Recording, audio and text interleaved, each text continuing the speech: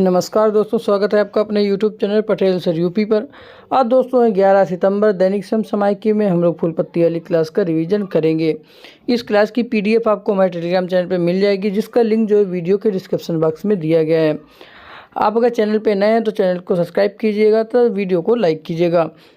आज की इस महत्वपूर्ण क्लास में कुमार गौरव सर द्वारा कराए गए 10 महत्वपूर्ण क्वेश्चन का रिवीजन करेंगे, तो साथ ही उन क्वेश्चनों के ललन टाप की भी बात करेंगे। आइए शुरुआत करते हैं आज के पहले क्वेश्चन से। जो हमारा पहला क्वेश्चन है कि हाल ही में G20 संगठन का जो 21वां सदस्य है वो किसे बनाया गया है।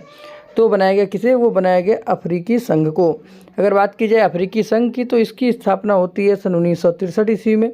अफ्रीकी संघ में 55 अफ्रीकी देश शामिल हैं तथा इसका जो हेडक्वार्टर है वो इथियोपिया की राजधानी अदिस अबाबा में स्थित है। अगर बात की जाए अफ्रीकी संघ के राष्ट्रपति की, तो वो जो है वो कौन है, वो अजाली ओस्मानी जी हैं। अगर बात करें G20 की, तो G20 की जो स्थापना होती है वो सन 1999 में होती है। इसमें 19 देश तथा एक यूरोपीय यूनियन संघ शामिल है। अगर बात की जाए 2022 की, तो दोस्तों 2022 में इसका 17वां सम्मेलन हुआ था, जिसकी अध्यक्षता इंडोनेशिया ने की थी। अगर बात करें 2023 की, 2023 में 18वां सम्मेलन हुआ, जिसकी अध्यक्षता भारत ने की है। और 2024 में जो 19वां सम्मेलन होगा उसकी अध्यक्षता जो है ब्राज़ील करेगा। आते हैं इस क्वेश्चन के लल्लन टाप पे। पहला पॉइंट हमारा है कि नई दिल्ली घोषणा पत्र में प्रस्तावना में क्या लिखा गया है। तो दोस्तों प्रस्तावना में पृथ्वी की लोगों के बीच शांति और समृद्धि की दिशा में काम करना ये उल्लेखित किया गया है। अगर बात करें दिल्ली घोषणा पत्र में कितने अनुच्छेद हैं, उसमें दोस्तों टोटल 73 अनुच्छेद हैं। अगर आते हैं नवीनतम देशों की, अगर बात की जाए कौन कौन से देश जो है किस किस सम्मेलन में या संगठन में शामिल हुए हैं। पहला है SCO का जो नवीनतम मेंबर है वो ईरान बना है, वो जो है 90 नंबर का मेंबर बना है। अगला कोई पॉइंट है NDB का जो नवीनतम मेंबर है वह कौन सा है, वो है मिस्र। अगला पॉइंट है IMF का जो नवीनतम मेंबर है 190वां देश जो बना है वो बना है कौन, इंडोरा। अगला पॉइंट है आसियान का जो 11वां मेंबर बना है वो बना है कौन सा देश, तिमोर लेस्ते। अगला पॉइंट है ब्रिक्स में दोस्तों 6 नए देश शामिल हुए हैं, जैसे मिस्र है, सऊदी अरब है, UAE है, इथियोपिया है, अर्जेंटीना है और ईरान है। इन सभी को जो है इन सभी को 2024 में शामिल कर लिया जाएगा। अभी इनकी घोषणा हो चुकी है। आते हैं आज के अगले क्वेश्चन पे। जो हमारा अगला क्वेश्चन है कि हाल ही में वैश्विक जैव ईंधन गठबंधन का जो शुभारंभ है वो किसने किया है। तो दोस्तों इसका शुभारंभ करने वाला है कौन सा देश है, भारत। इसका जो शुभारंभ कहाँ पे हुआ, जो G20 की दिल्ली में बैठक हुई है उसमें इसका शुभारंभ किया गया है। भारत ने अपनी बात रखी थी इसमें। अगर बात की जाए किस लिए किया गया, इसमें दोस्तों पेट्रोल में 20% एथेनॉल को मिक्सचर करने के लिए 2070 तक शुद्ध कार्बन जो है शून्य का उत्सर्जन का जो है रखा गया है। आते हैं अगले पॉइंट पे। जो हमारा अगला पॉइंट है कि भारत जो है वो किन किन सम्मेलनों का होस्ट रहा है। तो भारत जो पहला G20 की अध्यक्षता की है, SCO की अध्यक्षता जो है भारत ने की है। यहाँ पर 2020 में, यहाँ पर 2023 होगा, 2023 में अध्यक्षता किसने। अगला इंटरपोल की जो 90वीं बैठक हुई थी उसकी अध्यक्षता भारत ने की थी। अगला कि ICC वर्ल्ड कप जो है इसका मेजबान देश कौन है, वो भारत है। अगला पॉइंट है महिला बॉक्सिंग चैंपियनशिप जो हुई है इसका मेजबान देश कौन था, वो भारत था। अगला पॉइंट है अंतर्राष्ट्रीय बाजरा वर्ष 2023 को जो है भारत ने इसको अंतर्राष्ट्रीय बाजरा वर्ष घोषित किया था। अगला है 15वां जो हॉकी विश्व कप होगा उसका मेजबान देश कौन है, उसका मेजबान देश है कौन, भारत। अगला है युवा सेना व्यवस्था का जो अध्यक्ष है वो भी 2023 में कौन रहा है, भारत रहा है।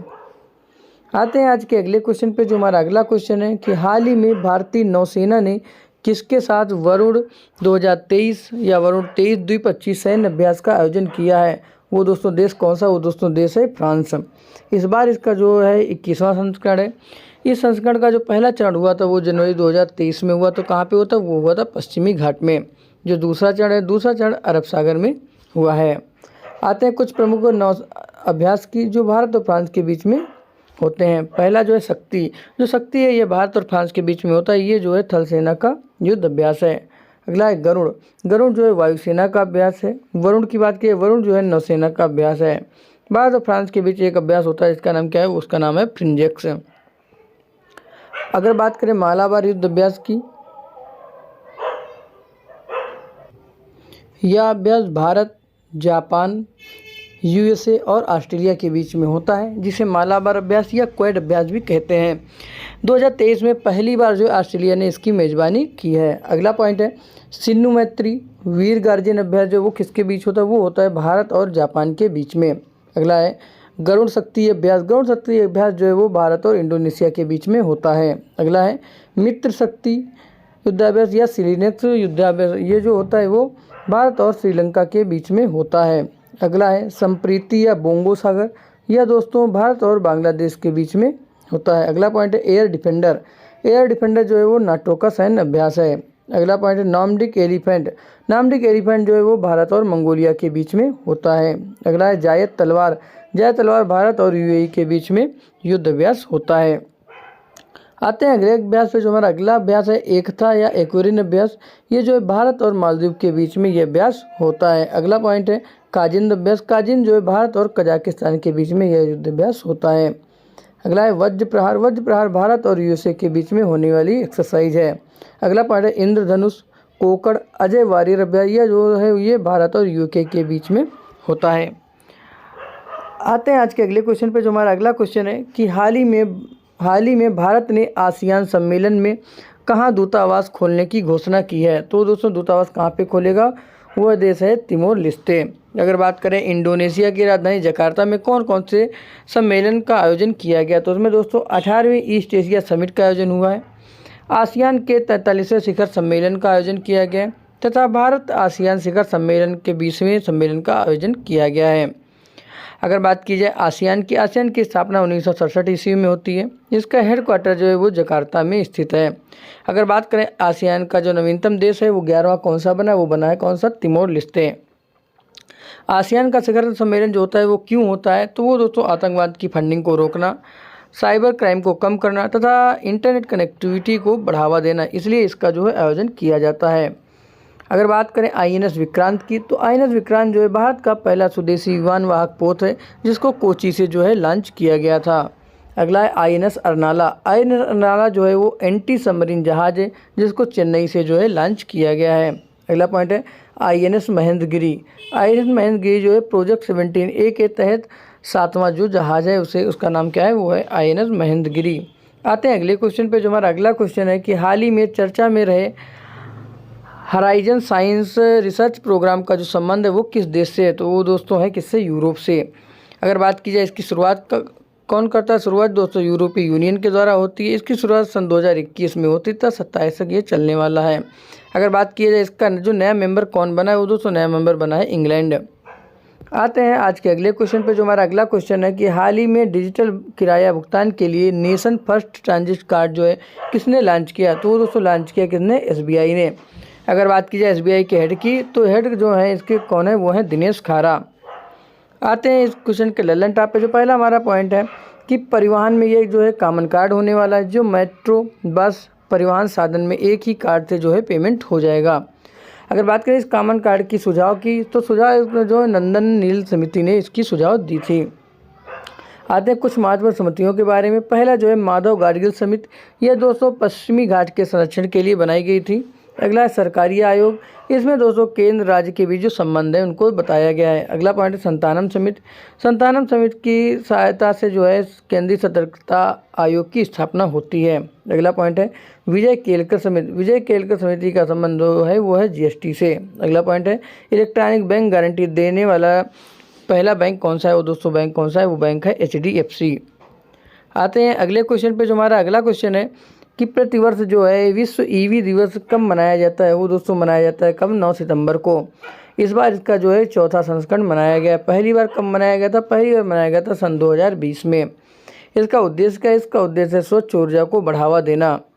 आते हैं पहले पॉइंट पे, पहला पॉइंट है पहला अंतर्राष्ट्रीय पुलिस दिवस जो है वो कब मनाया गया, वो दोस्तों मनाया गया 7 सितंबर 2023 को। अगला पॉइंट है हिंदी दिवस कब मनाया जाता है, हिंदी दिवस जो है वो 14 सितंबर को मनाया जाता है। अगला पॉइंट है राष्ट्रीय शिक्षक दिवस कब मनाया जाता है, राष्ट्रीय शिक्षक दिवस दोस्तों 5 सितंबर को मनाया जाता है। पहली बार इसको जो है सन 1962 में मनाया गया था। अगला पॉइंट है फेम योजना इवोल मिशन का संबंध किससे, दोस्तों इसका संबंध है इलेक्ट्रॉनिक व्हीकल से। इवोल मिशन किसने लॉन्च किया था, वो दोस्तों सिडबी ने इसको लॉन्च किया है। आते हैं आज के अगले क्वेश्चन पे। जो हमारा अगला क्वेश्चन है कि हाल ही में भारतीय सेना ने सैनिकों के परिजनों की सुविधा और शिकायत निवारण के लिए कौन सा प्रोजेक्ट प्रारंभ किया? तो दोस्तों प्रोजेक्ट का नाम है प्रोजेक्ट नमन। इसको दोस्तों HDFC के साथ इसका समझौता किया गया है। दोस्तों अगर बात करें सैनिक पेंशन की, तो सैनिक पेंशन के लिए स्पर्श पोर्टल जो है वो लॉन्च किया गया। किसके द्वारा लॉन्च किया है? वो लॉन्च किया जाता है रक्षा मंत्रालय के द्वारा। आते हैं कुछ प्रोजेक्ट पे। पहला पॉइंट है जो प्रोजेक्ट क्लैप। प्रोजेक्ट दोस्तों क्लैप को उत्तराखंड में लॉन्च किया गया है। अगला पॉइंट है ऑपरेशन सद्भावना। ऑपरेशन सद्भावना को लद्दाख में लॉन्च किया गया है। अगला point operation Ganga. Operation Ganga जो है यूक्रेन में चलाया गया था। अगला ऑपरेशन है ऑपरेशन देवी शक्ति। ऑपरेशन देवी शक्ति को अफगानिस्तान में चलाया गया था। अगला पॉइंट है ऑपरेशन करुणा। ऑपरेशन करुणा को म्यांमार में चलाया गया है। अगला point operation Kaveri. Operation Kaveri को सूडान में चलाया गया था। अगला पॉइंट है ऑपरेशन दोस्त। ऑपरेशन दोस्त को तुर्की सीरिया में जब भूकंप आया था तो वहाँ पर राहत के लिए ऑपरेशन दोस्त चलाया गया था। आते हैं आज के अगले क्वेश्चन पे। जो हमारा अगला क्वेश्चन है हाल ही में नॉर्थ ईस्ट इंडिया फेस्टिवल कहाँ आयोजित हुआ है? तो दोस्तों ये आयोजित होता है मिलान में। मिलान कहाँ पड़ता है? इटली में। अगर बात की इटली की पहली महिला प्रधानमंत्री कौन है? वो दोस्तों है जॉर्जियो मेलोनी। आते हैं बात करते हैं नॉर्थ ईस्ट इंडिया की। दोस्तों इसमें जो है असम है, नागालैंड है, मणिपुर, मेघालय, त्रिपुरा, अरुणाचल प्रदेश, मिजोरम तथा सिक्किम जो ये किसमें आते हैं? ये नॉर्थ ईस्ट इंडिया में आते हैं। असम में दोस्तों अंबुबाची का मेला लगता है। असम से नागालैंड जो है वो 1 दिसंबर 1963 को अलग होता है। अगर नागालैंड में माउंट सारामाती स्थित है तो यहाँ के जो CM है वो कौन है? वो है नेफ्यूरियो। 1 दिसंबर को नागालैंड में हॉर्नबिल फेस्टिवल भी मनाया जाता है। अगला है मणिपुर और मेघालय, त्रिपुरा। ये जो 3 स्टेट है ये 1972 में अलग होते हैं और एक नए राज्य के रूप में आते हैं। अगर बात की जाए सिरोही लिली फेस्टिवल की, सिरोही लिली फेस्टिवल जो है वो मणिपुर में मनाया जाता है। मेघालय में चेरी ब्लॉसम फेस्टिवल मनाया जाता है तथा त्रिपुरा में जो है खारची तथा केर फेस्टिवल मनाया जाता है। त्रिपुरा की अगर भाषा की बात की जाए तो काकबोरोक यहाँ की जो है वो भाषा है। अगला पॉइंट है अरुणाचल प्रदेश तथा मिजोरम को दोस्तों 1987 में नए राज्य के रूप में दर्जा मिलता है। अगला पॉइंट है 1975 में 22वां जो राज्य बनता है वो कौन सा बनता है? वो बनता है सिक्किम। आते हैं आज के अगले क्वेश्चन पे। जो हमारा अगला क्वेश्चन है कि fire on the Ganga life among the dead in Banaras पुस्तक के लेखक कौन है? वो दोस्तों कौन है? वो है राधिका एंगर। अगर बात की जाए अजय टू योगी आदित्यनाथ लेखक पुस्तक की, तो दोस्तों कौन है? उसके दोस्तों जो लेखक हैं वो है शांतनु गुप्त।